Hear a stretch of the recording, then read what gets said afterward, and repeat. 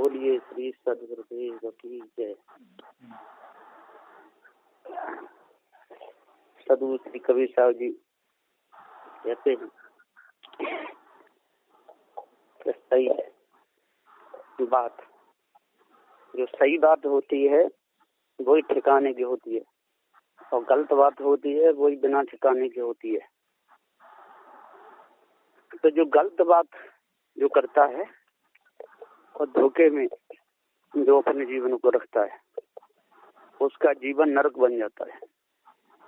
नरक और स्वर्ग का अंत नहीं। जिसके मन में गंदगी हो वो नरक में वासा कर रहा है, और जिसके मन में पवित्रता हो वही स्वर्ग में वासा कर रहा है। पवित्र मन रहना ही स्वर्ग का वास है, और गंदा मन करना, विकारित रहना, वही नरक का वासा है।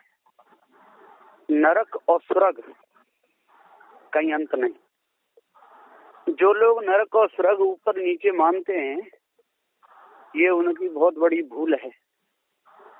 इस भूल को मिटा देना चाहिए। ऊपर नीचे कहीं कोई नरक स्वर्ग नहीं है, और ऊपर नीचे नरक स्वर्ग मानना यही बहुत बड़ी कमजोरी है। जो इस कमजोरी को दूर कर देता है, कमजोरी को निकाल देता है, कर्मों को सुधार लेता है, वो ही तो मनुष्य है। और जिसने कर्म ही नहीं सुधार पाए, जिसने अपने बोली वचन ही नहीं सुधार पाए, धोखे में जिन्होंने अपना जीवन बिता दिया, तो वो ही ठीक है। क्यों? अब उसको ठीक मान लेते कि वो ही ठीक है। धोखे में जीवन बिता दिया, वो ही ठीक है। अब वो ठीक कहते हैं। सदगुरुदेव ने कहा है वो तो महागंधा है, वो महानीच है, वो महाधिकारी है। ठीक तो कौन है? जिसने अपना जीवन अच्छा बना लिया। जीवन अच्छा बना लिया वो ही ठीक है, और जीवन जिसने अपना गंदा बना लिया वो ही गलत है, और गलत कुछ नहीं। जो धोखे में जिसने अपने जीवन को लगा दिया वो ही तो बुरी बात है। धोखा कभी किसी को बख्शता नहीं, धोखा कभी किसी को छोड़ता नहीं। इसलिए धोखे को दूर करना चाहिए। धोखा किससे कहते हैं? धोखा कहते हैं जी ईश्वर परमात्मा की कल्पना में फंसना। तो समझो कि हम धोखे में फंसे हुए। ईश्वर परमात्मा की जो कल्पना है यही तो धोखा है, और इस धोखे को ही नहीं हम समझ पाए, इस असली धोखे से हम पार नहीं हो पाए, तो पार नहीं हो सकते हैं। पार होना ना होना ये अपने हाथ की बात है। तो सतगुरु देव जी समझाते हुए कहते हैं कि पार हो या भव में बूढ़ो, ये हर मनुष्य की बात है। तो साहब जी कहते हैं मानुष तेरा गुण बड़ा हे मनुष्य, तेरा गुण बड़ा है, और तू यदि अपने गुण को भूल गया तो समझ लो तेरा सब कुछ बिगड़ गया। बनना और बिगड़ना ये अपने हाथ की बात है। तो इसलिए अपने मन को बिल्कुल शुद्ध, पवित्र, साफ, निर्मल, निदाग रखना चाहिए। जिसने अपने मन को निर्मल कर लिया, निदाग कर लिया, पवित्र कर लिया तो ठीक है। हाँ, प्रारब्ध के वेग से यदि कोई वेग आते, कोई सपने में ऐसी घटना आती जो जिस जीवन में हमने कभी वो कर्म नहीं किए, तो उसको समझ लो कि पहले के कर्मों का कोई विकार आया, कोई रील आई, उसमें बहना नहीं चाहिए। उसमें ये नहीं समझना चाहिए कि हमने कभी कोई बुरा कर्म नहीं किया, और ऐसा हमारे सामने कोई चीज सपने में अब आ गया तो इससे हम अपनी स्थिति खो बैठे। इसमें चिंता नहीं करनी चाहिए, क्योंकि जाने कितनी बार हम किस किस योनि में नहीं गए, सब योनि में भ्रमण करते हुए चले आ रहे हैं। ये बहुत बड़ी भूल है लोगों की, जो कहते हैं कि नहीं हमने इस योनि भ्रमण नहीं किया, इसमें नहीं किया। जो ऐसा कहते हैं कि ये तो उनकी भूल ही भूल है। और सदगुरुदेव जी कहते हैं कि भूल जब तक नहीं मिटेगी, जब तक ये कचरा नहीं मिटेगा तब तक हमारे अंदर से विकार निकलते नहीं। विकार कोई मामूली चीज नहीं है, जो कोई नींबू का शरबत नहीं है जो कोई घोल के पी लेगा। इसलिए अच्छे प्रकार से धोखा जो जिनसे लगा हुआ है वो समझ लो विकारों में अच्छे प्रकार से सने हुए हैं।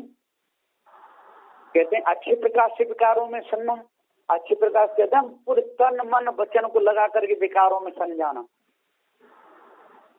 उसको अच्छे ढंग से चोरी करना आना, माने उसको महाबुरा ढंग है वो। अच्छे ढंग से भैया तू तो चोरी कर लेता है, मानो वो वेदनात्मक ये शब्द है। तो सदगुरुदेव जी यहाँ पुकार के समझाते हुए कहते हैं कि जब तक मनुष्य के अंदर पवित्रता है तभी तक वो मनुष्य है, और जिसके अंदर पवित्रता नहीं रहेगी तो वो मनुष्य नहीं हो सकता है। तो मानुष तेरा गुण बढ़ा, मास न आवे काज, हाड़ न होते आवरण, तुझा न बाजन बाज। तो सदगुरुदेव जी यहाँ पुकार के समझाते हुए कहते हैं कि जब तक मनुष्य गंदे विचारों में डूबा हुआ है तो जब तक गंदे विचारों से मत लेके आता हूँ गंदी को चाहिए। तो जब तक मनुष्य के अंदर गंदे विचार हैं, गंदे भाव हैं, तब तक वो दूसरों को भी गंदा देखता है। और जब गंदे विचार नहीं रहते तो फिर गंदे ही गंदे नजर आते हैं, अच्छे कभी गंदे नजर नहीं आते। और जिसको अच्छे और गंदे नजर आते हैं तो समझ लो कि उसका अंतर्गत वैसा है, गंदा है, बुरा है।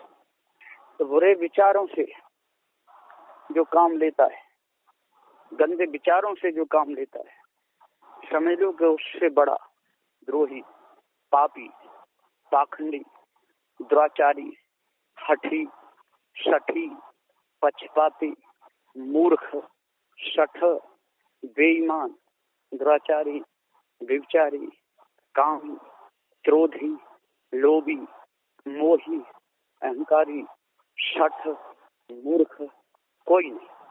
वो सबसे गिरा हुआ, सबसे बिगड़ा हुआ मनुष्य है। इसलिए सदगुरुदेव जी कार्य समझाते फिर कहते हैं कि जब तक अपने आप को नहीं जाने, धोखे में जब तक भूले रहेंगे तब तक मन गंदा ही रहेगा।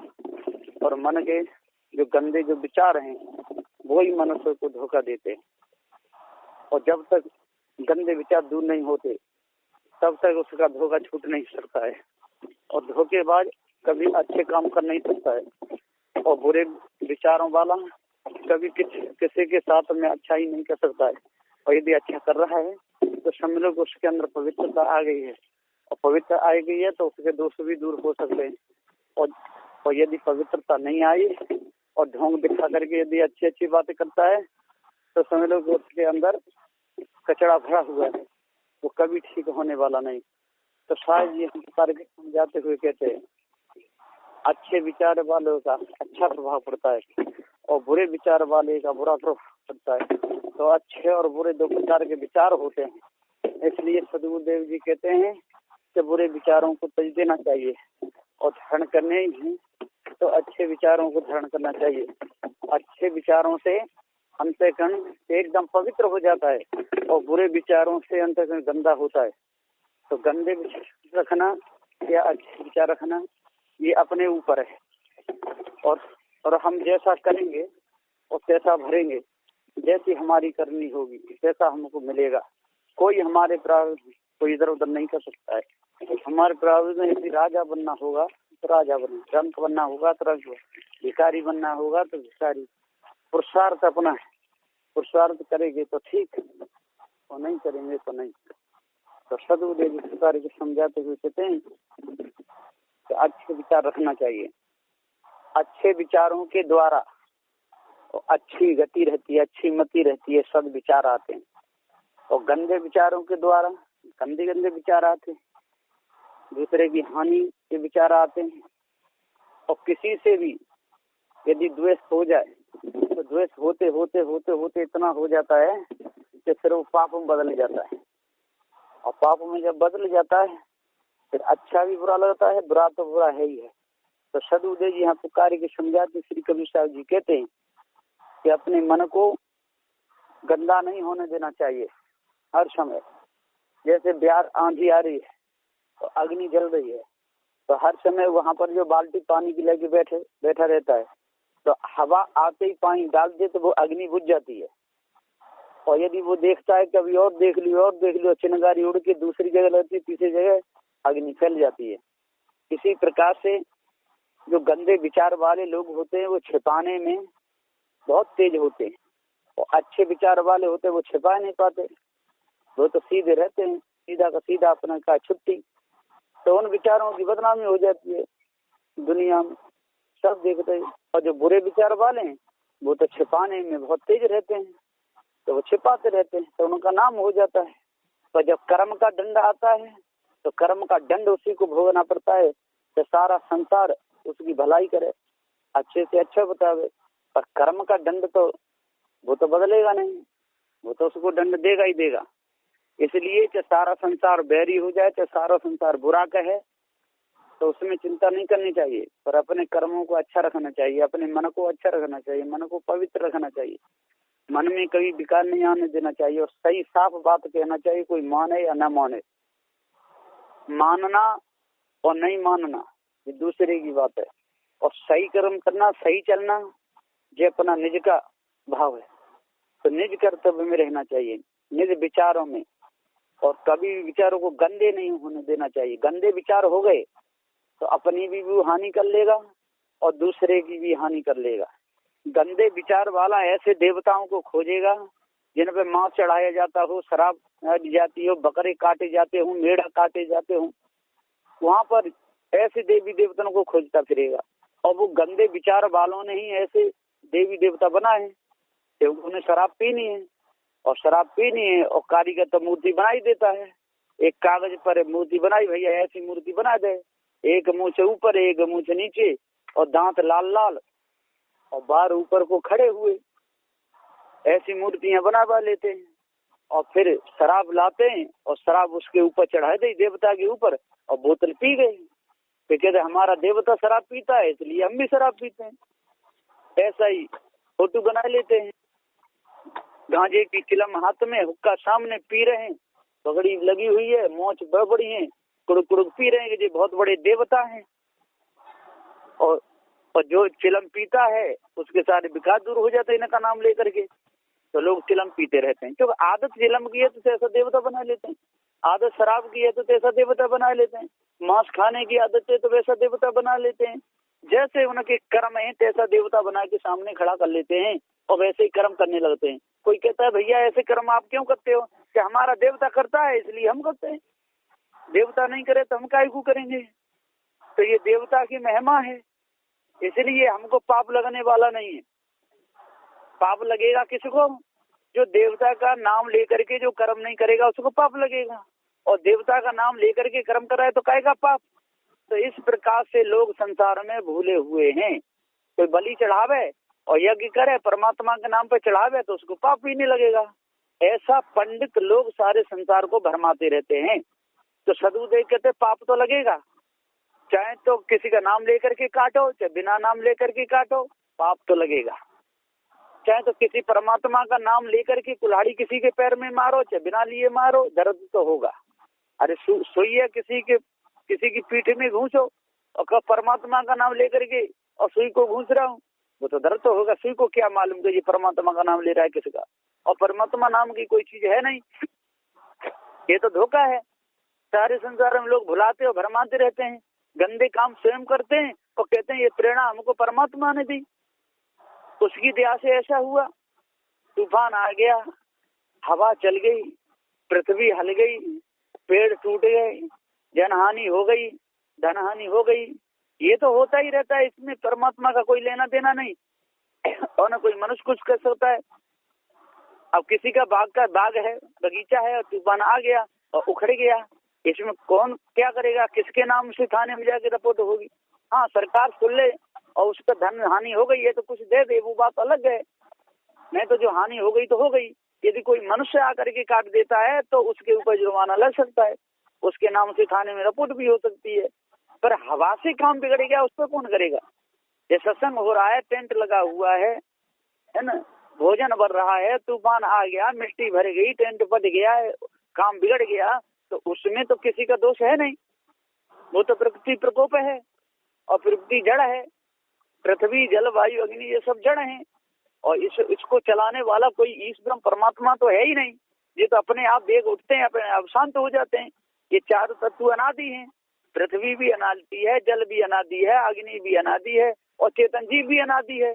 और जीव जनैया है, जान सकता है, तूफान आ गया जान जाएगा, अग्नि लगी जान जाएगा, वायु चल रही जान जाएगा, पृथ्वी हलगी जान जाएगा, आगे जो भी कर्म हो रहा है संसार में सबको जान जाएगा। कहीं चोरी हो गई जान जाएगा, हिंसा हो गई जान जाएगा, कोई भी बेचारी पकड़ा गया जान जाएगा। लेकिन उसमें कर क्या सकता है? हाँ, कोई मनुष्य है पकड़ा गया, उसको तो दंड दे सकते हैं, पर वायु से कौन बिगड़ गया तो वायु को कौन कैसे दंड देगा? वायु को कौन जेल में जाके डालेगा? अग्नि से घर जल गया, मकान जल गया, धन जल गया, खेत में गेहूं इकट्ठे हो गए, आग लग गई, जल गई, तो अग्नि को कौन ले जाएगा जेल में डालने के लिए? और कौन पकड़ने के लिए आएगा? कोई नहीं।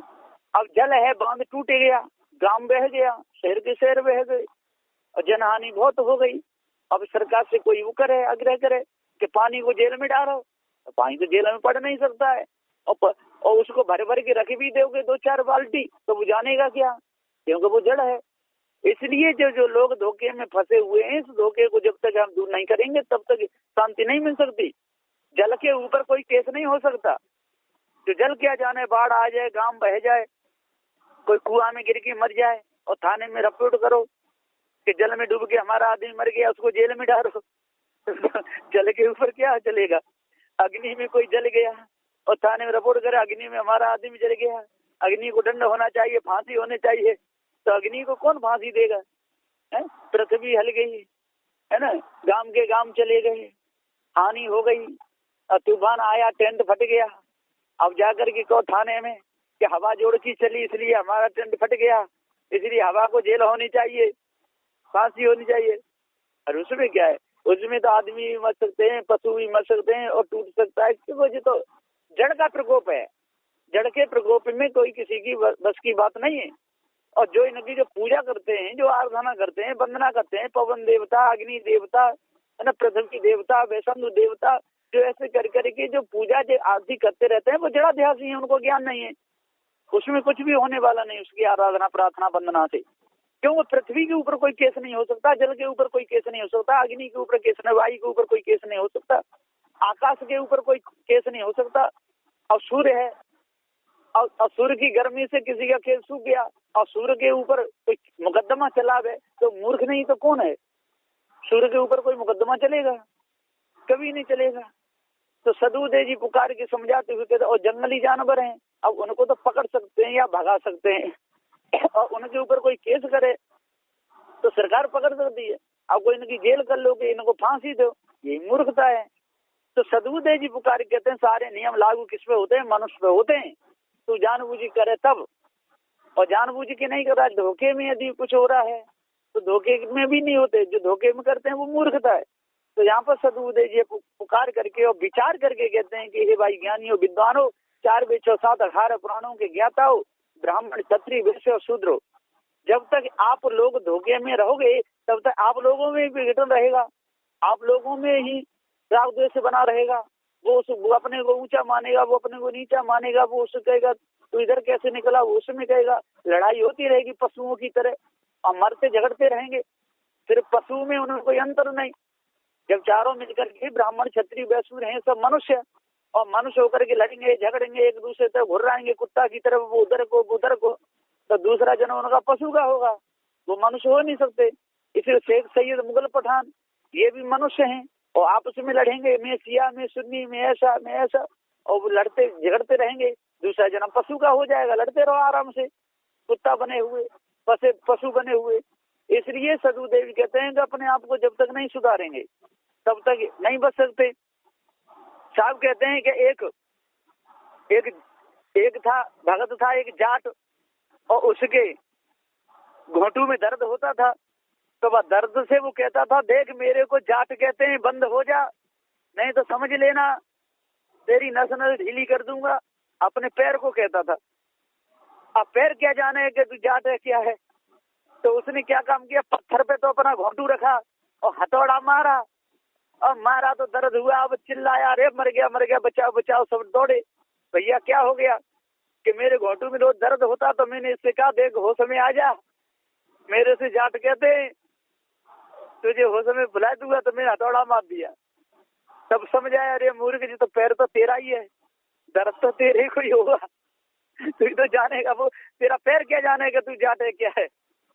तो सदगुरुदेव जी पुकार के समझाते हुए कहते हैं कि आंखें पे यदि कोई भला जमाना चाहे तो आंख तो फूट ही जाएगी, है ना। नाक में दर्द हो कहते देख के तो बंद हो जाए, मैं तुझे काट दूंगा।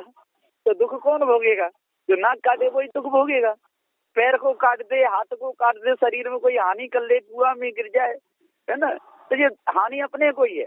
इसलिए ये समझना चाहिए, ये शरीर है पृथ्वी जलवायु अग्नि से बना हुआ है। अध्यासी चेतन जीव ने ये शरीर बनाया हुआ है और ये नाम रखे गए, कोई ब्राह्मण, कोई क्षत्रिय, कोई वैश्य, कोई शूद्र, कर्म के अनुसार से।